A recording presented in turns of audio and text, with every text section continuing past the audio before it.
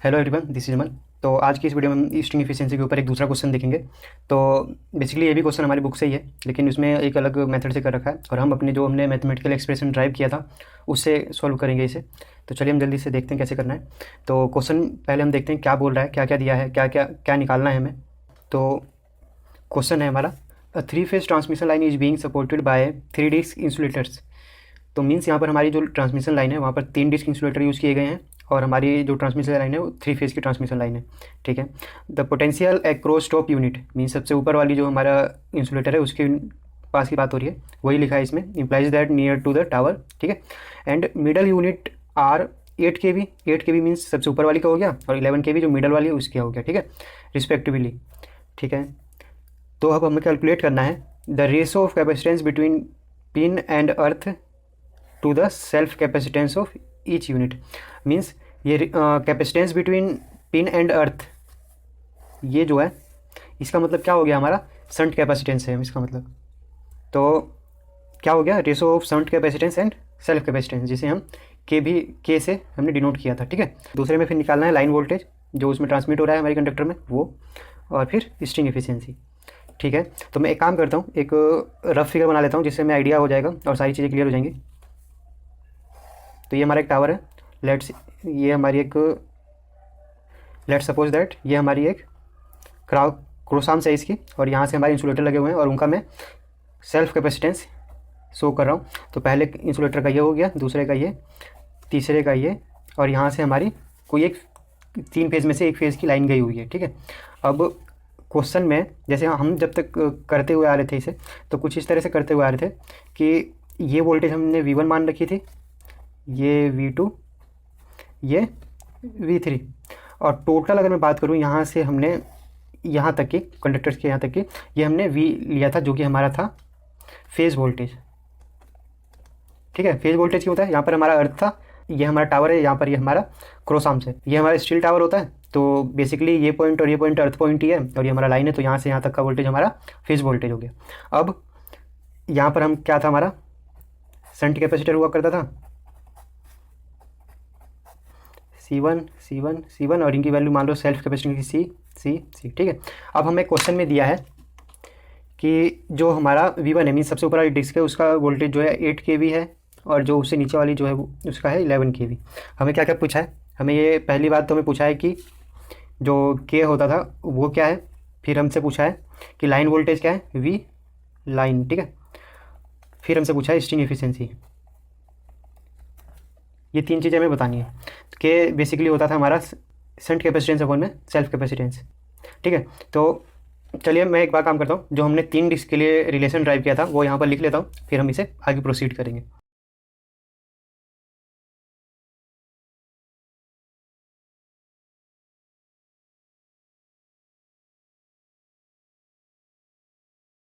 तो ये मैंने रिलेशन लिख लिया जो हमने ड्राइव किया था उसमें वीडियो में। तो इसकी वीडियो ऑलरेडी प्लेलिस्ट में हैगी, तो आप वहाँ पर जाके देख सकते हो। प्लेलिस्ट का लिंक मैं डिस्क्रिप्शन में दे दूँगा। तो अब हमें के की वैल्यू निकालनी है। तो क्या मैं, अगर हमें यहाँ से V1 V2 की वैल्यू पता है तो मैं V1 और V2 वाली टर्म को कंपेयर करूँ, means V1 equals to V2/1 plus में K। तो यहाँ से मैं क्या कर सकता हूँ, मैं इसे K की टर्म्स में लिख लेता हूँ पहले। तो मैं इसे इधर ले जा रहा हूँ, 1 प्लस K यहाँ आ जाएगा और V1 इधर आ जाएगा। तो K की टर्म्स में लिखेंगे तो 1 इधर माइनस में चला जाएगा, V2। ठीक है। और उसके बाद अगर मैं इसको करूँ तो ये हो जाएगा V2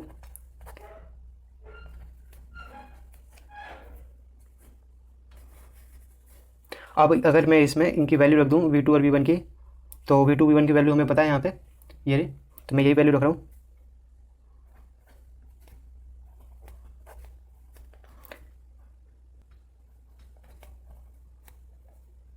अगर मैं इसे डिवाइड करता हूँ तो हमें मिलता है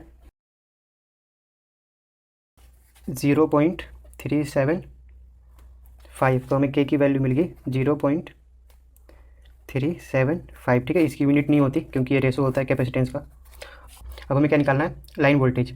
तो हम डायरेक्ट लाइन वोल्टेज नहीं निकाल सकते, तो हम पहले फेज़ वोल्टेज निकाल लेते हैं, फिर हम उसे लाइन वोल्टेज में कन्वर्ट कर लेंगे। ठीक है। तो मैं क्या करता हूँ, देखो V1 और इस वाली टर्म को V1 equals to V/3 + 4K + K² को यूज़ करूँगा और ये V मीन्स फेज वोल्टेज निकाल लूँगा। तो ये था हमारा फर्स्ट का सॉल्यूशन। यहाँ से हमारा सेकंड है।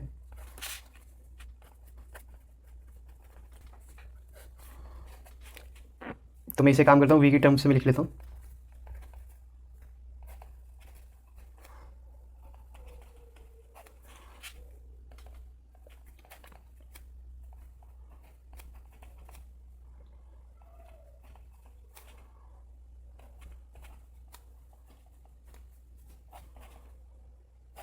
तो ये मैंने वैल्यू रख दी इनकी, V1 की हो गई और इन K की वैल्यू यहाँ पर रखी है, तो ये आया है। अब मैं अगर इसका सॉल्यूशन करूँ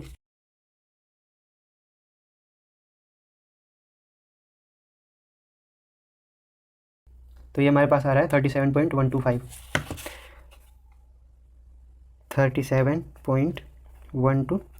kV, ठीक। तो ये हमारा आया है फेज़ वोल्टेज, ठीक है। अब अगर मैं इसे लाइन वोल्टेज में कर लूँ, हमें लाइन वोल्टेज पूछ रखा था क्वेश्चन में, तो हमारा हो जाएगा voltage line equals to √3 times of phase voltage, ठीक है। तो √3 इंटू में 37.125 और ये हो जाएगा हमारा, इसकी अगर मैं करूँ तो ये आएगा हमारा 64.302 है, तो इसे मैं 64.30 लिख रहा हूँ।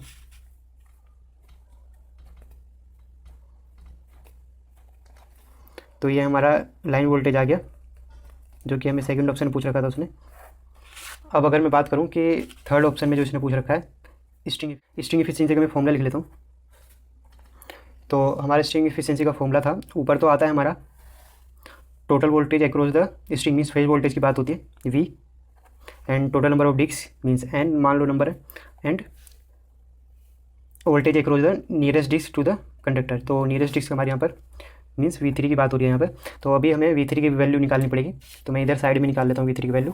तो V3 की वैल्यू मैं कैसे निकालूंगा, V1 बराबर इस वाली टर्म को कंपेयर करके, ठीक है, 1 प्लस में 3K प्लस में K²। तो यहाँ से मैं V3 की टर्म में लिखूँ तो ये हो जाएगा V1 1 प्लस 3K प्लस में K²। V1 की वैल्यू हमारी थी 8, 1 प्लस 3 इंटू में 0.375 प्लस 0.375 का स्क्वायर, ठीक है।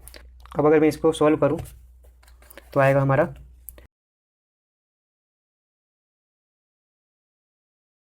तो ये हमारी वैल्यू आ रही है इसकी V3 की 18.125, ठीक है। तो हमारे पास अब सबकी चीज़ की वैल्यू है। N हमारी मीन नंबर ऑफ डिस्क हमारी 3 है, V3 हमने ये निकाल लिया, और ये हमने पहले ये फेज वोल्टेज है आगे, तो ये हमने पहले ऑलरेडी निकाला है अभी सेकंड ऑप्शन में। तो हमारे पास सभी वैल्यू है, बस हमें रखना है। तो मैं यहाँ पे रखूँ इस इफिशिएंसी इक्वल्स टू, तो हमारी इसकी वैल्यू आई थी 37.125 अपॉन में नंबर ऑफ डिस्क 3, V3 हमारा 18.125, ठीक है। अब अगर मैं इसे सॉल्व करूं तो आएगा हमारा,